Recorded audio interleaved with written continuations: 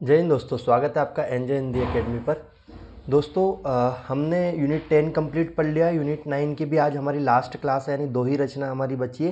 यानी ऑलमोस्ट हम जो टॉप 60 टॉपिक वाली जो सीरीज हमारी चला रहे हैं उसमें हमने यूनिट 9 और यूनिट 10 आज हमारी ख़त्म हो जाएगी। यूनिट 10 के पीवाईक्यूज भी हमारे सोल्व हो चुके हैं। कल या परसों की क्लास में मैं यूनिट 9 के भी जितने पीवाईक्यूज 2020 से 2025 तक आए वो सब हम यहाँ पर सोल्व कर लेंगे, यानी सबको डिस्कस कर लेंगे। ठीक है। अब इसके बाद हमारी यूनिट 8 होगी कल से स्टार्ट। ठीक। तो टॉप 60 टॉपिक में मैं एक पूरी 10 यूनिट जो हमारे हिंदी साहित्य के इतिहास में जुड़ी हुई है उन पूरी 10 की 10 यूनिट को हम कंप्लीटली पढ़ेंगे। ठीक है। अब चीज़ें आती है कि सर ये सारी क्लासेस के नोट्स कहाँ मिलेंगे या पीवाईक्यूज की पीडीएफ कहाँ मिलेगी। तो मेरे भाई ये मैंने आप लोगों को टेलीग्राम पे सेंड कर दिए। टेलीग्राम का लिंक वीडियो के डिस्क्रिप्शन में मिल जाएगा ना, या फिर अभी मैं कमेंट बॉक्स में भी इसको पिन कर दूंगा। तो आप लोग ज़रूर जाकर वहाँ से ये पीडीएफ वगैरह डाउनलोड कीजिए। इसी के साथ अगर आप न्यू व्यूवर्स हैं तो प्लीज़ चैनल को सब्सक्राइब कीजिए। और आपको क्लास का कंटेंट कैसे लग रहा है, अगर आप लोग देख रहे हो क्लासेस को प्रॉपरली तो आपको क्लास का कंटेंट क्या कैसे लग रहा है और उसमें क्या चेंजेस अगर आपको होना लगता है कि सर इसमें थोड़ा सा ये चीज़ें भी हमें बता दीजिए, इस तरीके का चेंजेस चाहिए तो वो भी मुझे बताइए ना, ताकि हम उन चीज़ों पर भी प्रयास करेंगे। एक चीज़ और मैं आपसे क्वेश्चन कर रहा हूँ कि आप लोगों का बहुत सारे लोगों का मैसेज मेरे पास आ रहा था कहीं ना कहीं टेलीग्राम या बाकी यूट्यूब वगैरह के कमेंट बॉक्स में कि सर एएमआरसी का जो वैकेंसी आई उसमें जो सामान्य हिंदी आती है तो सर उसकी क्लासेस या उसका प्रैक्टिस आप हमें करा दीजिए, यानी उनकी क्लासेस हमें करा दीजिए। सामान्य में संधि हो गई, समाज हो गया, क्रिया हो गई, ये सारी चीज़ें सर हमें पर्यायवाची विलोम, इन चीज़ों पर क्लासेस बच्चों की डिमांड थी। तो आप लोग में से जो अभी देख रहे हो कौन कौन एएमआरसी वाली वैकेंसी का फॉर्म फिल किया है, वो वैकेंसी की एग्ज़ाम देने वाले, तो मुझे बताना। और किन किन को लगता है कि सर इस पर क्लास होनी चाहिए तो हम उस पर भी ज़रूर क्लास लेके आएंगे। ठीक है। चलो आज की हमारी जो रचना है वो है उठ जाग मुसाफिर। 2012 में प्रकाशित हुई थी, विवेकी राय का। क्या है? उठ जाग मुसाफिर 2012 में प्रकाशित हुई और विवेकी राय का ये निबंध, याद रखना। उठ जाग मुसाफिर निबंध संग्रह में संकलित है। कुल 10 निबंध है। देखो, उठ जाग मुसाफिर खुद उठ जाग मुसाफिर निबंध संग्रह भी है और निबंध भी है ना। तो ये जिस निबंध संग्रह में संकलित है उसका नाम भी उठ जाग मुसाफिर है और उसमें टोटल 10 निबंध है। अब ये सबसे ज़्यादा इंपॉर्टेंट हो जाता है कि अगर कोई रचना हमारे यहाँ जुड़ी हुई है और वो रचना खुद एक संग्रह हो, यानी उसमें खुद में बहुत सारी रचनाएं जुड़ी हो, तो फिर और इंपॉर्टेंट हो जाता है कि उसमें जो बाकी की 10 रचनाएं जुड़ी है उनके सारे नाम हमें याद होना ही चाहिए ना। ये चीजें हमें ध्यान रखना है, ये चीजें बहुत पूछी जाती है। तो उठ जाग मुसाफिर 2012 में प्रकाशित हुई, विवेकी राय का है। इसमें कुल 10 निबंध संकलित है। कौन कौन से? मेरी दिनचर्या कुछ आयाम, नमो वृक्षेभ्य, उठ जाग मुसाफिर, केना, ग्रीष्म बहार, तत् किम। ठीक है। उसके बाद आता है तन डोंडिया, चोट से उभरा समय और सवाल। तीन डोंडियां, चोट से उभरा समय और सवाल, चिंता भारत के उजड़ते गांव की, गांव पर बनाम गांव में, और सवाल जीने का। ये टोटल 10 निबंध हमारे इसमें उठ जाग मुसाफिर में संकलित है।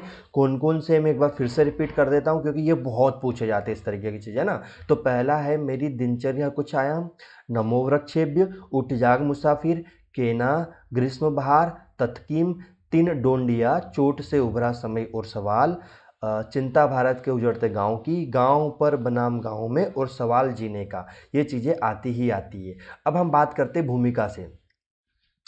हर रचना की अपनी एक भूमिका है और उस भूमिका का इम्पोर्टेंस इसलिए ज़्यादा हो जाता है क्योंकि कुछ पिछले पेपरों से हमने देखा कि भूमिका से क्वेश्चन बहुत सारे पूछने लगे हैं एग्जामिनर, है ना। तो इसलिए हमारे लिए बहुत ज़रूरी हो जाता है। ठीक है।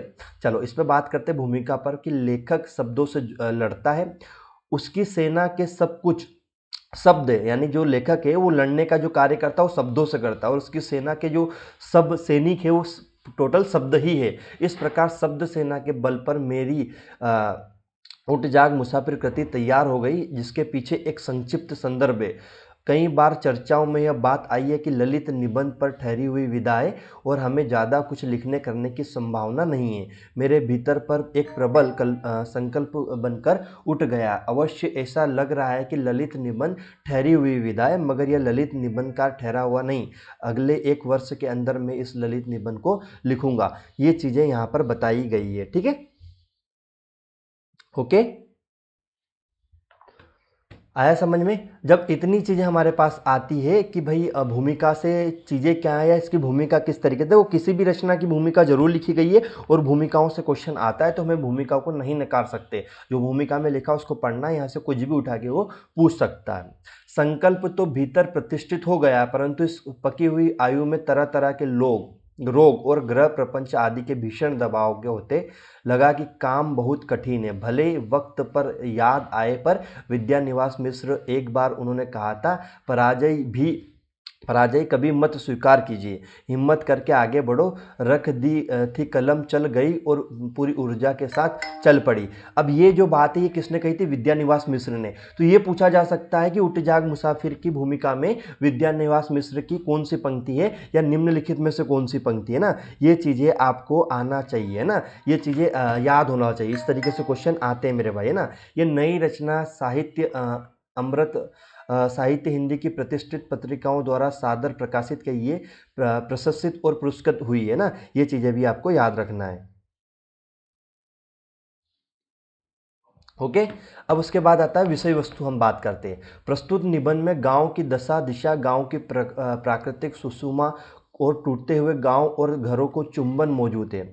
निबंध में लेखक सामाजिक और सांस्कृतिक मूल्यों के विघटन से चिंतित है। एक ललित निबंध, याद रखना ये एक ललित निबंध है, इस चीज को ध्यान रखना। कौन ललित निबंध है, कौन पत्रात्मक शैली में लिखा गया है, कौन व्यंग्यात्मक शैली में लिखा गया है, ये सारी चीजें याद होना चाहिए। ये पूछा ही जाता है। जिन चीजों पर मैं फोकस कर रहा हूँ, जिन चीजों को मैं बता रहा हूँ, देखो ये कंटेन और ये बाकी चीजें आपको सब जगह मिल जाएगी, बाकी यूट्यूब चैनल पर मिल जाएगी, लेकिन जो चीजें यूट्यूब चैनल वाले क्या करते हैं, पूरा एक साथ थोपते। भाई पूरा नहीं चीजों को करना। जो मैं चीज़ों को आपको एक्सप्लेन कर रहा हूँ, उन चीज़ों को बहुत एक तरीके से इंपॉर्टेंट तरीके से लेना और उनको पढ़ना है ना।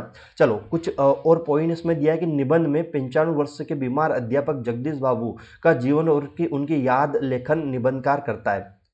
इस निबंध में उठ जाग मुसाफिर में जगदीश बाबू है, जो कि 95 ईयर ओल्ड व्यक्ति है जगदीश बाबू, और उनके जीवन और उनकी जो उनकी यादें हैं उनको इस निबंध में संकलित किया गया है, इसमें बताया गया। तो ये हमारे लिए और इम्पोर्टेंट हो जाता है ना।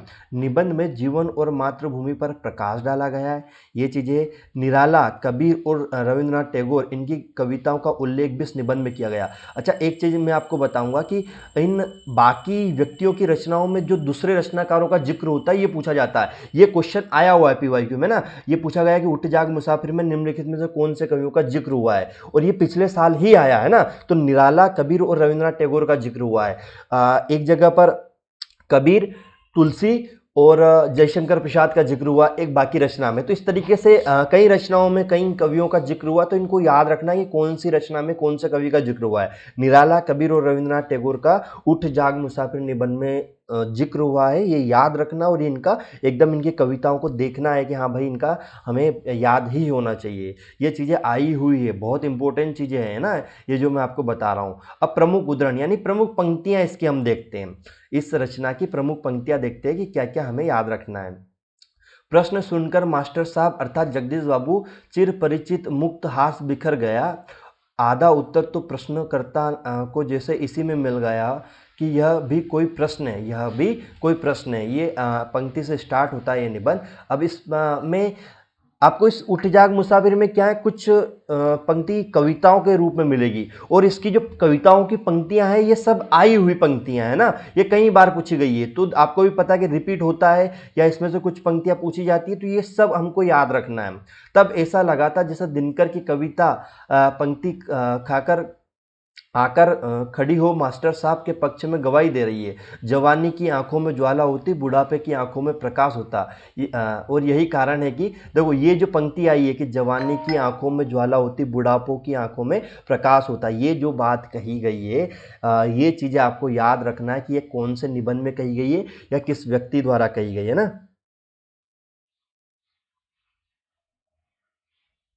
ये चीज़ें आपको याद रखना है। जवानी की आंखों में ज्वाला होती, बुढ़ापों की आंखों में प्रकाश होता है। ये चीज़ें याद रखना है कि हाँ ये चीज़ें हुई है ना। तो जवानी संचित होती, बुढ़ापा दान होता, जवानी सुंदर होती, बुढ़ापा महान होता।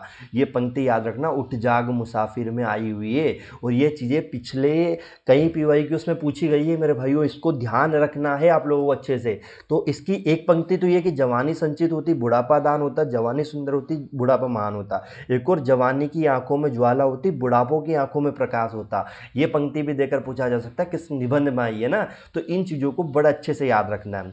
नहीं अभी प्राण भ्रमर उसे छाड़ कहीं जाने वाला नहीं, मात्र निश्चेष्ट उत्तान पड़े सोए है, चौकी पर बिस्तर नहीं, अधो वस्त्र के रूप में मात्र खादी का अंडरवेयर है। और खादी की एक पुराना गमछा ओढ़े जैसे ये वस्त्र दोनों साफ सुथरे नहीं। ये पंक्ति आई है। अगर ये पंक्तियां दे और पूछे कि किस रचना की पंक्ति है, तो ये आप बता पाओ कि ये हमारे उठ जाग मुसाफिर की है ना। ये चीज़ें आपको याद रखना है। इसकी कुछ और इम्पोर्टेंट दो पंक्तियां मैं आपको बताऊंगा कि बुढ़ापे के साथ लोग कहाँ तक वफा करें, लेकिन ना आती मौत तो बुढ़ापा क्या करे। ये दो एक मतलब एक तरीके से पूरी कविता की पंक्ति है। ये PYQ में आई हुई है और इनकी प्रबल संभावना है। मैं कहूँगा कि इनकी 100% संभावना है आने की इस बार एग्जामों में ना। अगर निबंध से कुछ चीज़ें आएगी तो ये चीज़ें जरूर हमारी आएगी, ये याद रखना। लेकिन स्थिति ऐसी नहीं, वहाँ ना तो सेवा करने वालों का अभाव था और ना ही मौत का मंजर था, मात्र वो बीमार था। कभी बीमार ना पड़ने वाला आदमी बीमार था। यही कारण है कि आश्रम एक सुहाना पावन जैसा यह आवास उदास था। कितना क्रूर, कठोर और दुर्गम है, समय के साथ दोनों इस प्रकार झटक दिया जाता है ना। ये पंक्तियां आपसे पूछी ही जाएगी मेरे भाइयों कि कौन सी पंक्ति किस रचना की है। आपको यकीन ना हो तो PYQ जब मैं अभी इस क्लास के बाद आपको यूनिट 9 के PYQs कराऊंगा तो देख लेना कि किस तरीके से आते हैं ना। खुली हुई ऊंचे निरोग जैसे स्वर के ठनक तो कहीं थी, पर उसका आत्मविश्वास से पूर्ण पहले जैसा स्वाभिमान ताप नहीं था। ये चीज़ें आपको याद रखनी है। उसके बाद आता है, लेकिन बेहाल कैसे संभव यह नियति और जिजीविषा का संघर्ष है। ये चीज़ें आई हुई, ये भी याद रखना कि बहुत ज़्यादा हमारे इसमें इम्पोर्टेंस है इन पंक्तियों का। इसके बाद कुछ ऐसी पंक्तियां जो आपको याद रखनी कि माता बिन आदर कौन करे, बरखा बिन सागर कौन भरे, राम बिन दुख कौन हरे। देखो मैंने जितनी पंक्तियां हैं उन पर हाईलाइट कर रखा है, उनको रेड कलर से मैंने कर रखा है। ये पंक्तियां नहीं भूलना है गलती से। इस निबंध की बहुत इंपॉर्टेंट पंक्तियां हैं और ये आप लोग एग्जाम में देखोगे है ना। ये ऑन रिकॉर्ड कह रहा हूँ, जब एग्जाम होगी उस दिन मैं बताऊंगा आप लोगों को ये चीज़ें, ठीक है।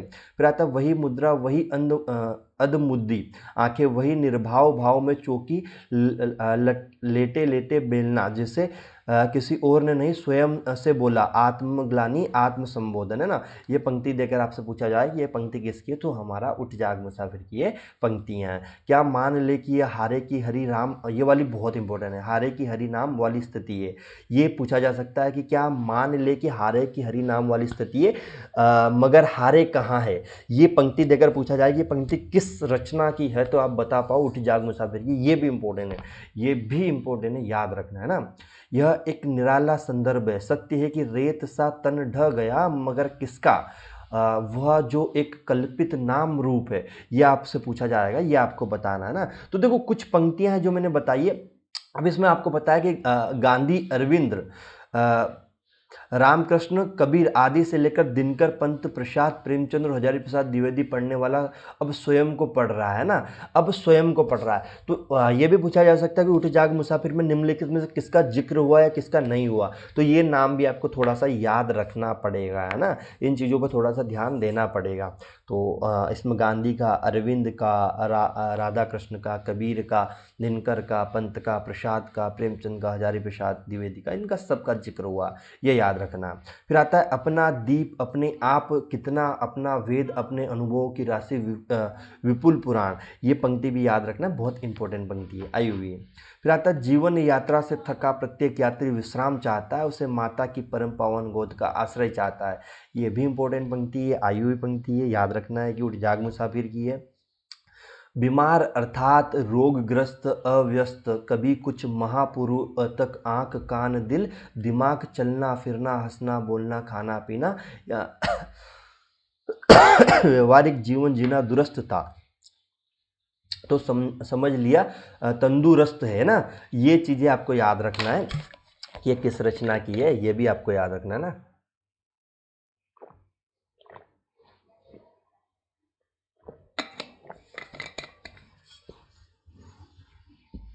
ये चीज़ें पूछी जाती है। फिर आता है जीवन भर कबीर को पढ़ने वाला कबीर को जिएगा, जीवन की यही वेरण्य स्थिति है। ये पंक्ति भी बहुत इंपॉर्टेंट है। मैं बता रहा हूँ आपको कि जो पंक्तियों पर मैंने स्टार लगा दिया है वो आप मान के चलना कि एग्जाम में देखना ही देखना है आपको, कोई दो मत नहीं इन चीज़ों में, ठीक है।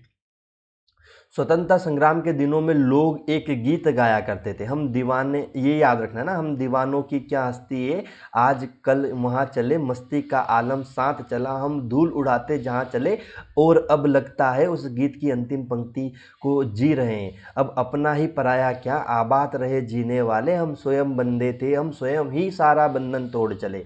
ये पंक्ति आई हुई और ये गीत याद रखना है। मैं बोल रहा हूँ इस रचना में बहुत गीत आए, बहुत कविताएं आई है ना, इनको भी एकदम रट लो। मैं तो ये कह रहा हूँ ऐसा दिमाग में छाप लो कि उठ जाग मुसाफिर से अगर कुछ आए तो यही आना है ना, ये चीज़ें आएगी आएगी। इस गीत को याद रखना मेरे भाई, बहुत इंपॉर्टेंट गीत है।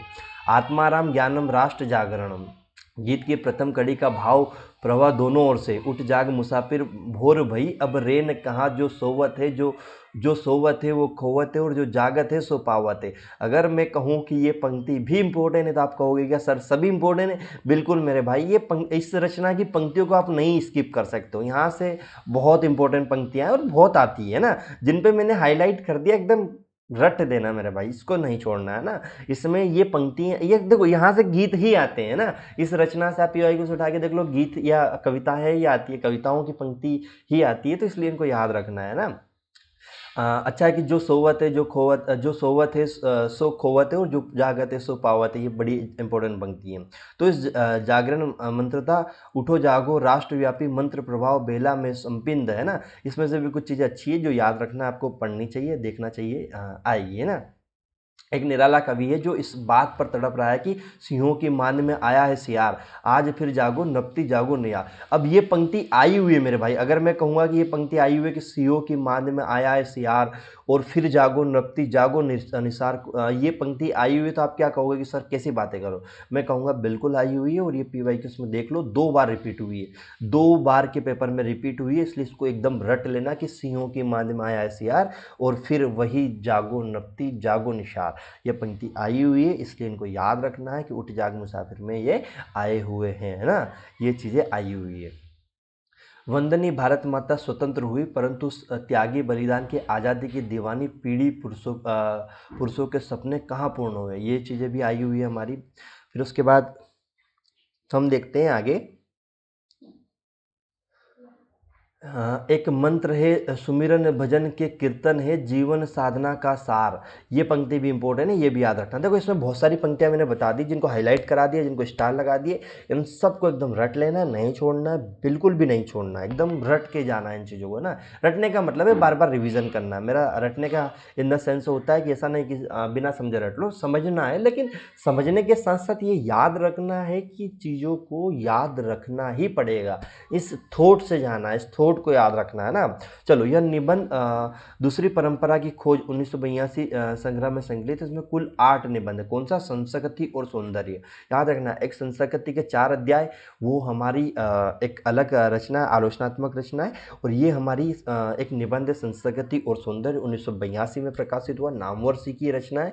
तो इसको याद रखना कि जो संस्कृति और सौंदर्य है, ये दूसरी परंपरा की खोज नामक एक निबंध संग्रह है। याद रखना, दूसरी परंपरा की खोज नामक एक निबंध संग्रह है जो कि 1982 में ही प्रकाशित हुआ था। उसमें संस्कृति और सौंदर्य संकलित है, और इसमें टोटल 8 निबंध संकलित है। वो 8 कौन से मैं बता देता हूं। दूसरी परंपरा की खोज, ब्राह्मण समाज में जो अछूत, अस्वीकार का साहस, प्रेम प्रथमों में महान, भारतीय साहित्य की प्राणधारा और लोक धर्म, संस्कृति और सौंदर्य। मैं फिर रिपीट कर रहा हूँ। दूसरी परंपरा की खोज, ब्राह्मण समाज में जो अछूत, अस्वीकार का साहस, प्रेम प्रथमों में महान, भारतीय साहित्य की प्राणधारा और लोक धर्म, संस्कृति और सौंदर्य, त्वं खलु कृति, व्योम के शास्त्री उर्फ हजारी प्रसाद द्विवेदी पुस्तक का समर्पण। हजारी प्रसाद द्विवेदी के नाम राशि और समान धर्म फक्कड़ आधुनिक कबीर नागार्जुन को सतर पार करने की भूमिका से बताया गया है ना। ये चीज़ें आपको याद रखना है। तो इसके 8 कौन से निबंध ये सब मैंने आपको बता दिया, ये चीज़ें याद रखना है। अब आप लोग मुझे कमेंट बॉक्स में बताओ मेरे भाइयों कि आपको ये चीज़ें कैसी लग रही है, कैसे आपको इन चीज़ों पे लग रहा है कि सर क्या करना चाहिए क्या नहीं करना चाहिए। जल्दी से मुझे कमेंट बॉक्स में बताइए।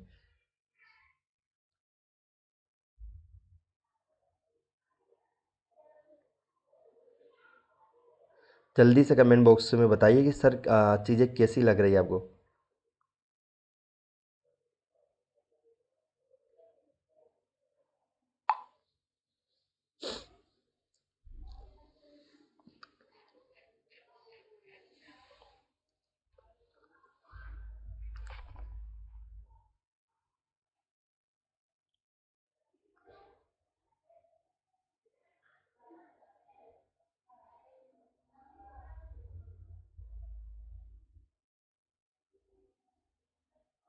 चलो जल्दी से बताइए कमेंट बॉक्स में क्या लग रहा है आपको, कैसे की क्लास चल रही है, क्या चेंजेस करना चाहिए क्लास में, क्या नहीं करना चाहिए, क्या और नई चीज़ें आप लोगों के लिए लाना चाहिए, क्या क्या कर सकते हैं, इन सब पर आप मुझे बताना। आगे बढ़ते हैं। परंपरा के समान ही खोज भी एक गतिशील प्रक्रिया है, फिर भी इस यात्रा में पड़ाव आते हैं। यह पड़ाव दुर्भाग्य से तभी आया जब पंडित जी ना रहे। यह छोटी सी पुस्तक उस पड़ाव का अनुचित है जिसमें इसमें ना पंडित जी की कृतियों का आलोचना है ना मूल्यांकन का प्रयास। अगर कुछ है तो बदल देने वाली उस सृष्टि के उन्मेष की खोज जिसमें एक तेजस्वी परंपरा बिजली की तरह कौंध गई थी। ये इसकी भूमिका का एक तरीके से आप ये देख सकते हो। संभव है इसमें मेरी अपनी खोज भी मिल जाए, ये चीज़ें भी याद रखना है। इसमें उद्धरणों की बहुलता के प्रवाह में शायद बाधा बाधा पड़ी है, पर प्रमाण के लिए प्रवाह के त्याग लक्ष्य होना चाहिए। ये चीज़ें इसमें आई। अब इसकी विषय वस्तु हम देख लेते हैं कि ये क्या इंपॉर्टेंट इसमें हमारे लिए है ना।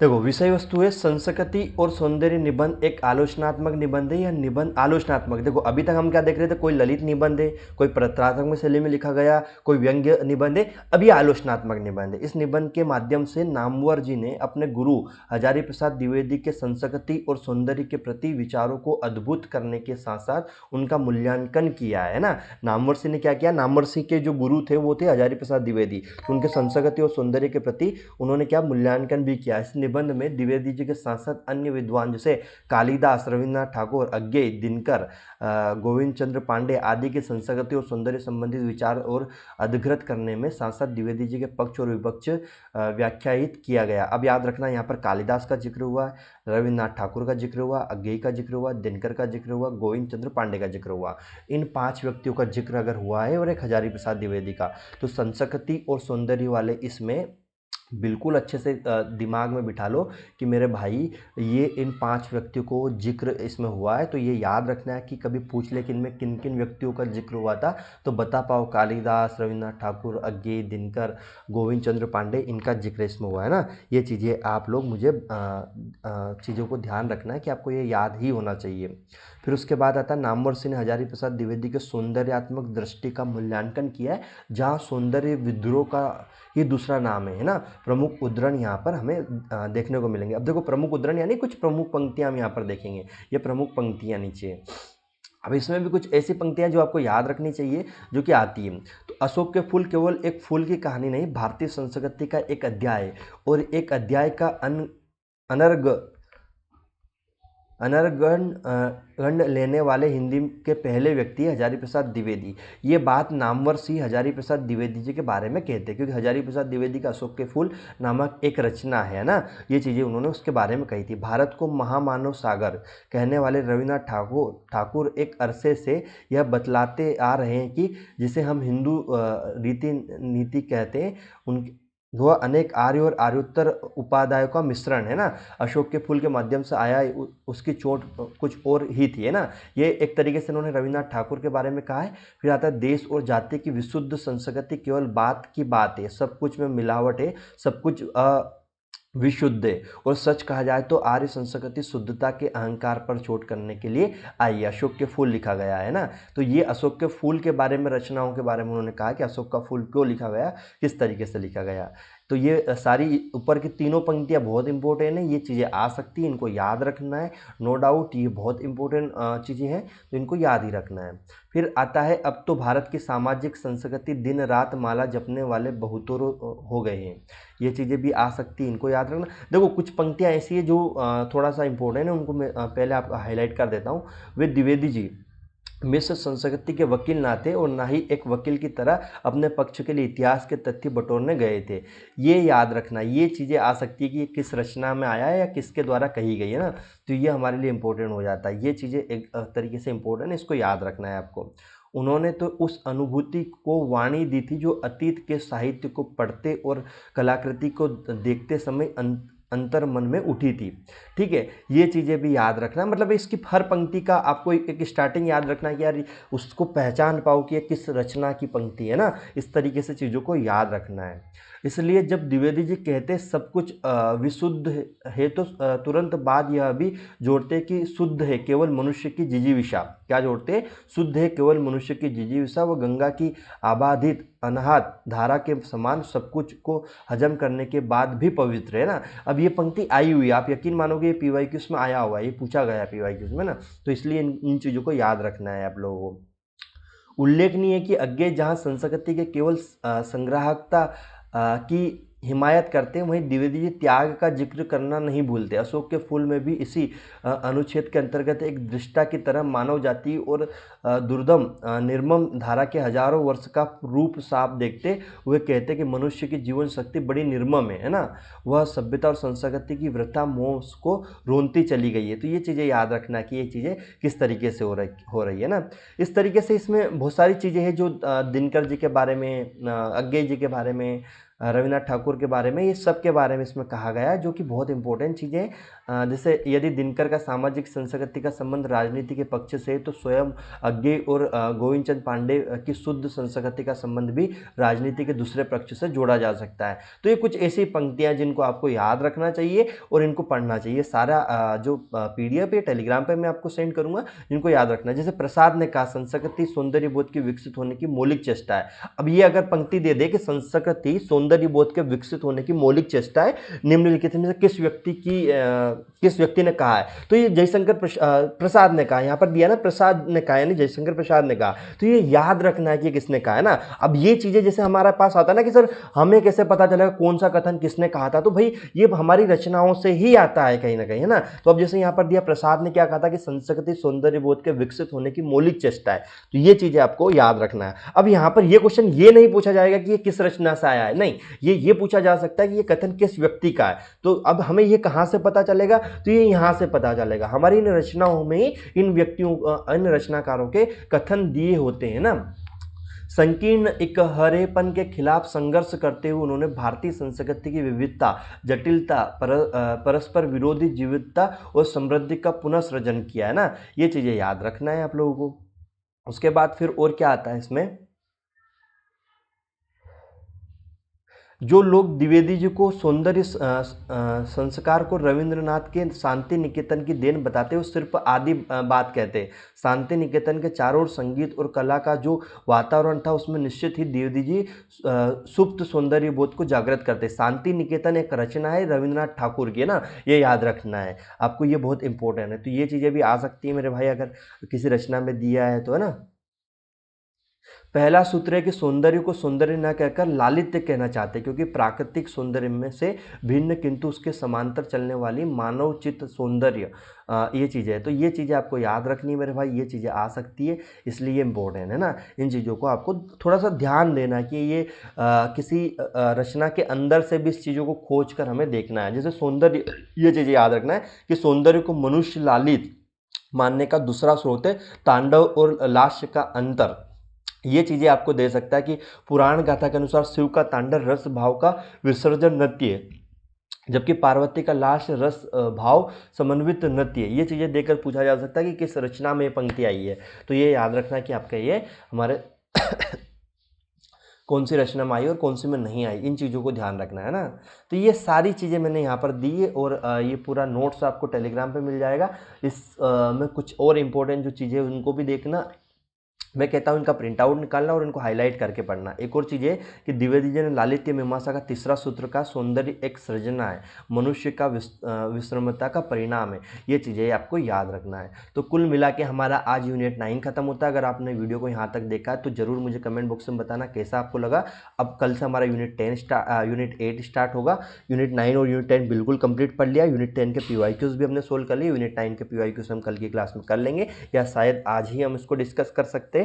और उसके बाद बाकी सारी यूनिट के PYQs हो चुके, तो आप इसी चैनल पे जाइए और प्लेलिस्ट पे जाओगे तो आपको पूरे PYQs की एक सीरीज मिल जाएगी, उसको जरूर देखना। और उसी के साथ यूनिट 1, यूनिट 10 और यूनिट 9 3 यूनिट आपकी कंप्लीट पढ़ा चुका हूँ। अगर आप लोगों को अभी भी लग रहा है कि सर हमें फ्री ऑफ कॉस्ट चाहिए और बेहतरीन कंटेंट चाहिए, तो ये कंटेंट आप पढ़ सकते हो। आपको नो डाउट बहुत अच्छी चीज़ें मैंने यहाँ पर बताई हुई है ना। तो यूनिट 1, यूनिट 10 और यूनिट 9 पूरा डिस्कस कर दिया गया। इनको जरूर पढ़ना और अच्छे से पढ़ना मेरे भाई, ठीक है। ओके, चलो इसी के साथ मिलते हैं कल यूनिट 8 के साथ। Bye bye, take care student. बाकी कमेंट बॉक्स में जरूर बताना, न्यू ईयर से चैनल को सब्सक्राइब करना, ठीक है।